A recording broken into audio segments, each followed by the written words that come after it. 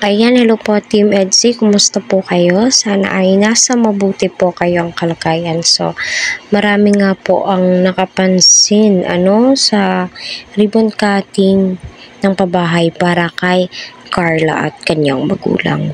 So, alam naman po natin na andoon po ang pamilyang Matubang, at my God, yung pangarap kong katawan, my God. Ang sexy po talaga ni Viancy, napaka-slim po niya. Kahit ano po yung suotin niya is bagay na bagay po sa kanya. So, alam naman po natin, matangkad po si Viancy. At may itatangkad pa po yan sa edad na 17.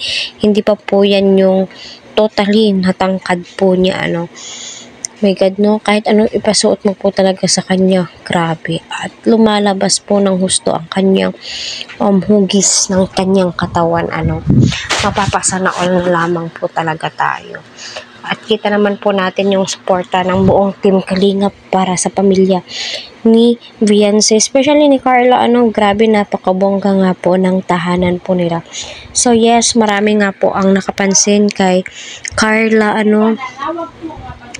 kay Carla at saka kay Edo na grabe kung makatitig itong si Viancy kay Eds, so may something na po talaga yan, ramdam ko na hindi lamang po ma-voice out ni Viancy, siguro nahihiya po siya, kasi nga alam naman po natin ang mundo ng social media ay mapanghusga, lalong-lalo na alam naman po natin na medyo marami po yung basher ni Eds at saka ni Viancy, marami ang tutol sa kanilang pag-iibigan, charot, sa kanilang love team, ika nga.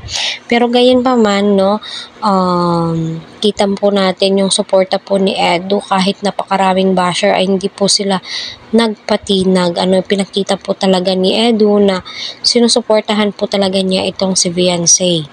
So, gayon pa man po, kita naman po natin na grabe po yung effort ng bawat isa. So, yun, titig na titig nga po itong si Edo kay Viancy, So, masasabi mo po talagang kung pwede lang, kung pwede lang po talaga nasagutin na po ni Viancy, kasi masasabi po natin na secured na po itong si Viancy. Although di naman po natin pinapangunahan, darating din po tayo sa puntong yan.